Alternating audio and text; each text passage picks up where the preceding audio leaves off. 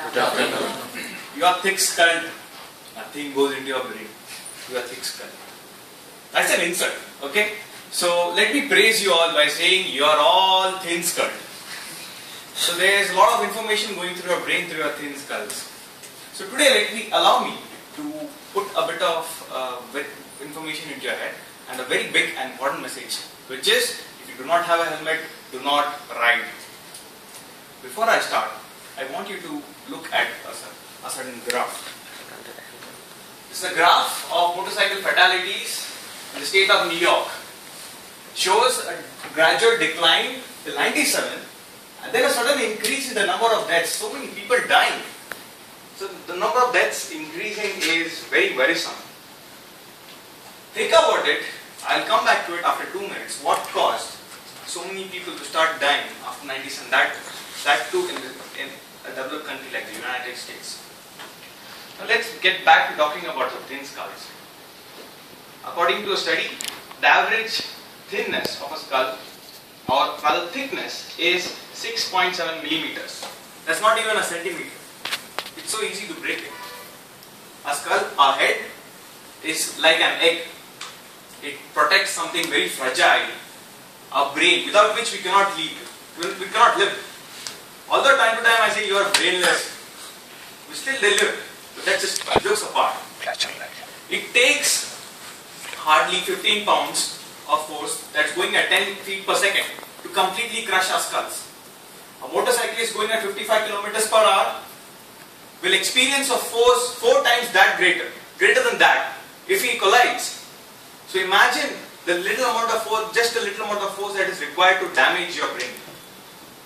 So the obvious answer against brain damage in event of an accident, of an unfortunate accident, is obviously a helmet.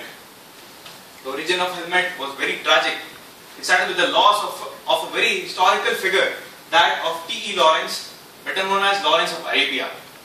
This person, who fought countless battles, caused the Middle East to become what it is today, died just because of a mere motorcycle accident very near to his home. The entire world was shocked by the death of such a heroic figure. The neurosurgeon who tried to save him studied the incident and developed the first motorcycle helmet. The modern motorcycle helmet consists of a fiberglass shell. It has an expanded polystyrene lining inside, which we know as thermocol, and a fabric lining on the scalp. What this does is, when it takes an impact, it protects your skull. It dissipates the energy, the force, the pressure that comes around it. It protects your skull from fracturing itself. But there's also a little bit of another element of physics that's happening there. Between your skull and your brain, there's a soft layer of tissue. That tissue is there it's a shock absorber. So what happens when you have an accident, when your brain gets impacted? The skull and the brain, the assembly, is fluid. It's not solid. So the skull would rather hit against your own brain. You got a massive brain damage. It's called trauma. It's called hemorrhaging inside the brain. So when you're wearing a helmet, and if unfortunately you have, in the event of an accident, the energy dissipated will go around the helmet. The helmet would break. The thermocol inside would absorb the pressure. Your skull will not move as much as it would without an helmet, and you will be saved. The statistics are amazing. The same statistic that I had shown earlier, in the state of New York, they surveyed all the accidents. In most of the accidents, 69% of the major injuries would have been prevented if the rider was wearing a helmet. 69% is a big figure.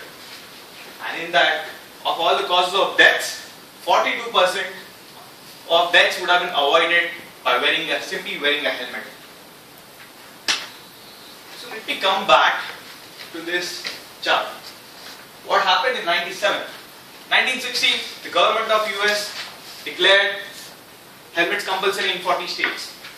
1997, somebody petitioned, I guess in a mendacious nature, that why should you wear a helmet? Let it be a choice, just like cigarettes and alcohol. Let us not wear helmets, it's our choice. They said, okay, it's your choice, go ahead. That's what happens. increased, they just shot up. The decline of deaths was happening because the uptake of helmets was happening rapidly, was happening gradually. But when helmets were made, they were not compulsory. Look what happens.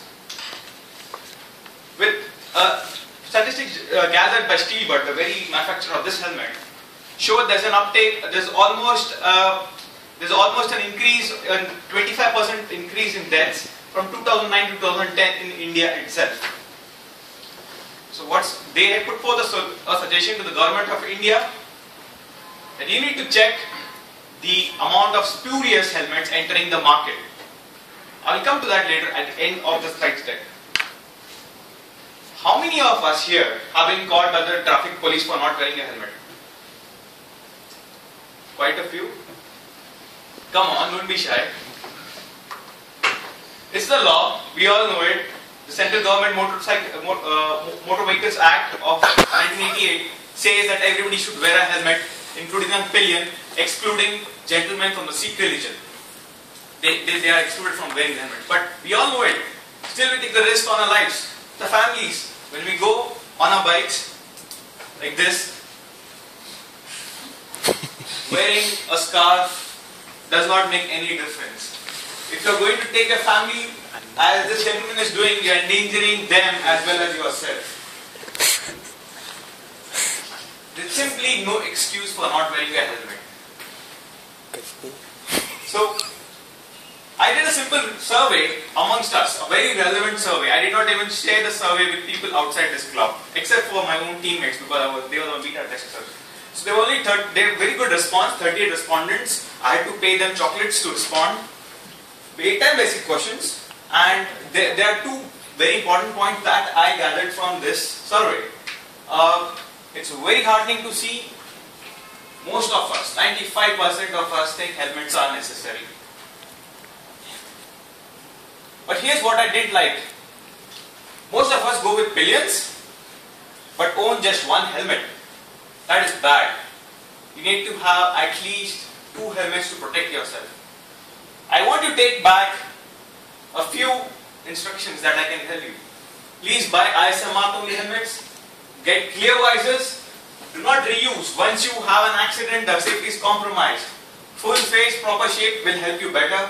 Have fitting straps. When an accident, you don't want this flying off your head, and keep it clean.